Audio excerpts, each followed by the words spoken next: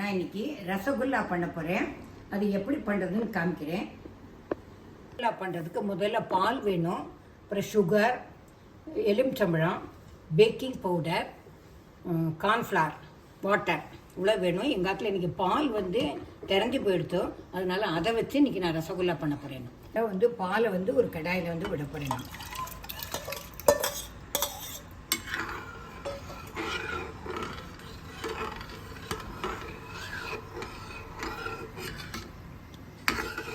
எலுமிச்சம்பழம் பிழிகிறேன்.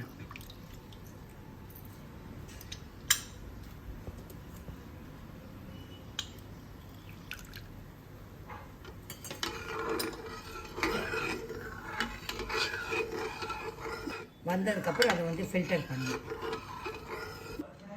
இப்படி வரணும். இன்னும் கொஞ்சம் நல்லா எல்லாம் ஒன்று சேர்ந்து வரணும். அது வரைக்கும் அடுப்பில் வச்சுருக்கேன். அதுக்கப்புறம் அதை ஃபில்டர் பண்ணணும். ஃபில்டர் பண்ண போகிறேன்.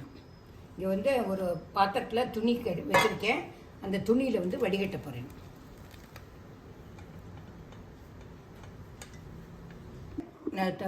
தண்ணியில் காமிக்கிறது கொஞ்சம் கூலாக இருக்கணும். அதுக்காக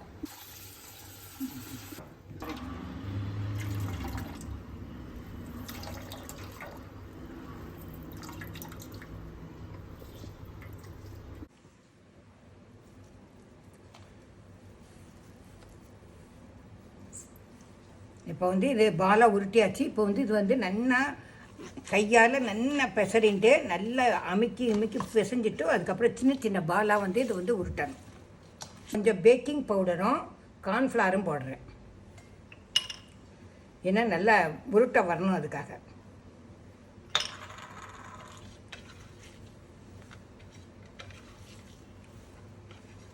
கொஞ்சம் உருட்டியாச்சு. இப்போ சின்ன சின்ன பாலாக நான் உருட்ட போகிறேன்.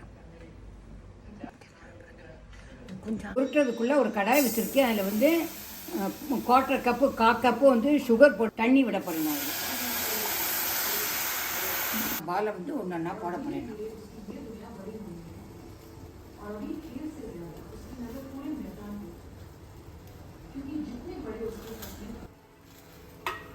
இது கொஞ்ச நேரம் கழிச்சு கொஞ்சம் பெருசாகும்.